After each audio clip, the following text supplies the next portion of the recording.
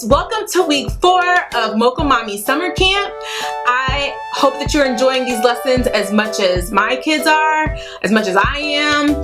If you get a chance, please like, subscribe, and share this page. I would love to get the word out to more moms and guardians. This week we're going to do things a little bit different. I have our read alouds, but I also want to spend some time talking about some free opportunities that you can put in front of your kids this summer. So let's get started. Last week we left off with Freedom on the Menu, which spoke about the sit-ins. The first book that I've selected is called Sit-In: How 4 Friends Stood Up by Sitting Down. This book is by Andrea Pinkney and Brian Pinkney. They're a husband-wife who also wrote Boycott Blues that we read last week. This story is about 4 college students from North Carolina A&T, located in Greensboro, also known as the Greensboro 4, who on February 1st, 1960, took part in the first sit-in at the Woolworths in Greensboro. They had a very clear vision. They wanted to sit down in order to implement change. And so the great thing about this book is that its story speaks true to these 4 gentlemen. And it starts off with David Joseph Franklin and Ezell sitting at the counter, drawing attention to themselves, having someone call the police on them. But when the police officer comes in, he realizes they're not doing anything. They're not being disruptive. There's no crime being committed by sitting and being quiet. And so it just angered the manager, and he just decided that day to shut the counter down early. Well, word started spreading that what the gentleman had done. And on the next day, more students showed up. And by February 3rd, 300 students had joined in these sit-ins across the country. And it just sparked a movement. And I think it's just a great opportunity for kids to hear how, these were college kids, how students and children started to lend their voice during this trying time in our history. And so that's actually what the rest of our week's books all focus on: how your children can have a voice by learning how other children had a voice. The second book I have not been able to get my hands on. My library doesn't have it. It was sold out on Amazon, and it's called We March. It's by Shane Evans. It is a story of a family preparing to march on the March at Washington. It's an easy read. There are powerful pictures, and it just speaks to how one family decided collectively to go and show support for a cause that they felt so passionately about. The next book is called Let the Children March.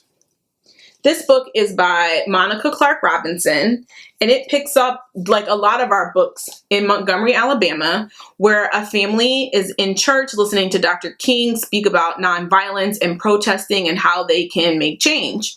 Well, in one of the very first early pictures early on, you see that this mother and father are scared. And the text says, "If I march, I'll lose my job, sure enough. I can't march," Daddy said. I got a family to feed." And so the burden of trying to stand up for something they believed in weighed heavily on them. And you can see in the book this brother and sister who are like, "I'm not burdened, I'm not worried." And they decide to stand up and march. And so it says, Dr. King didn't like children being put in harm's way. He was a daddy too, after all. But he said that we were young, and we were not too young to want our freedom. Let the children march. They will lead the way. And this book goes on to talk about like how they rallied together as a group. They were sprayed with water. They were put in jail. But in the end, they felt very proud of what they had done in order to spark change. And it ends with, on March 10th, the great news rang out. Dr. King had reached an agreement with the white leaders of the city, and desegregation had begun. And they felt so proud because they had a part in that. The fourth book, I also don't have its also sold out. It is called, and it's not in my library, it's called The Youngest Marcher, the story of Audrey Faye Hendricks. She was a 9-year-old activist who fought for change in Birmingham, Alabama. She also was a part of this march that took place with these children, except for her story zooms in on how she was the youngest activist that day. And so that's why I selected Let the Children March first, to kind of expose the kids to them leading a march. And then the story, The Youngest Marcher, goes right along with that book. The last book that I have this week is called it's called Say Something by Peter Reynolds. And Peter Reynolds writes these amazing books that just speak to empowering kids with feeling good about themselves.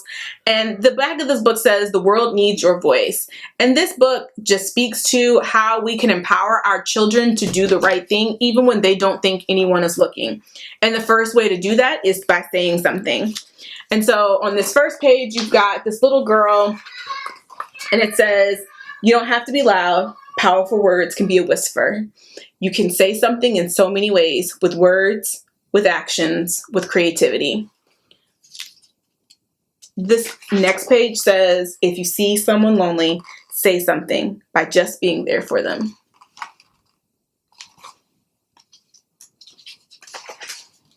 If you see someone being hurt, say something by being brave. Hey, stop. Right now, this is what the world needs more of. We need more people using their voice for good. And while our children are little, they still have a voice and they can still stand up for what they think is right. A cool activity that can go right along with this is painting rocks. Go collect some rocks on a walk or outside, paint them, and then just put some powerful words on them and put them out and create like a rock garden. But empowering our kids and letting them see how young people were able to stand up to things that they thought were wrong sends an amazing message in terms of what we're dealing with right now during these racially and politically charged times. Okay, so some free activities that have kept my kids busy, because I don't know about some of you, but I am still working. And I'm going to start with Varsity Tutors. If you are not familiar, Varsity Tutors is a website that offers, I think during the school year, tutoring and small group instruction. But this summer, they have rolled out a full virtual summer camp for free. There have been a ton of different activities to choose from. Kids from kindergarten all the way through high school have options. There has been science experiments, Minecraft, creating Lego movies, Animal Kingdom, recycling art, healthy snacks, biology. I'm in a mom group, and we've talked about this. Some of the sessions have been hit or miss, but mostly have been hits. Kids have been loving it. And so if nothing else, definitely try it out if you're looking for something virtual to do with your kids this summer. The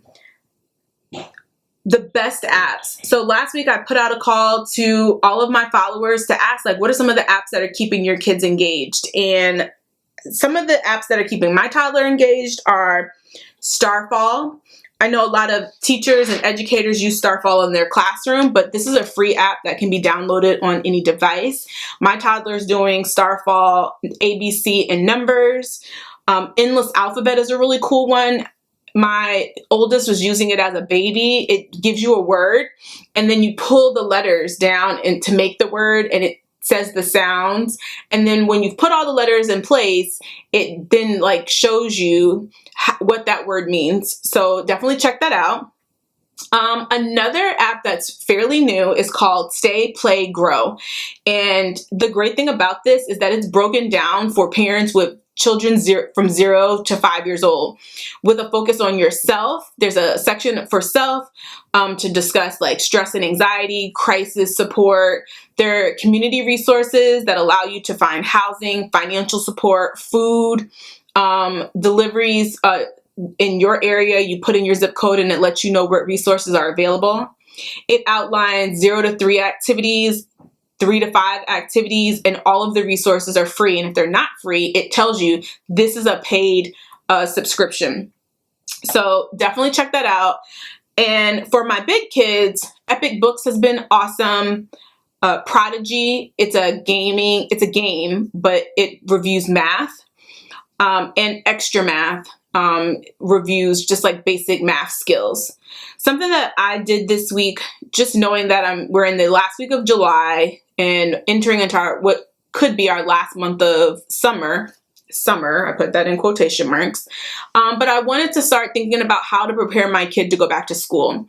And so I spent a little bit of time this week just looking at the standards that will be expected of him. He's entering into 3rd grade, but my 4-year-old is going into pre-K, so I've looked at both of their standards for the fall just to get an idea of like what are some things I can get ahead of. And so, for example, my 8-year-old is going to be required to learn multiplication.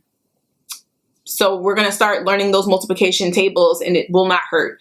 So just take some time to kind of get an idea of like what your kids are supposed to be doing this coming school year, so that you can start getting your mind right if you have to homeschool them or virtual school them.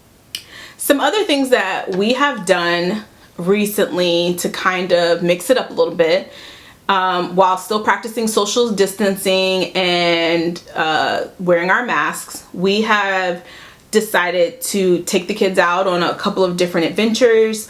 We have researched some of the best ice creams in our area and taken like road trips.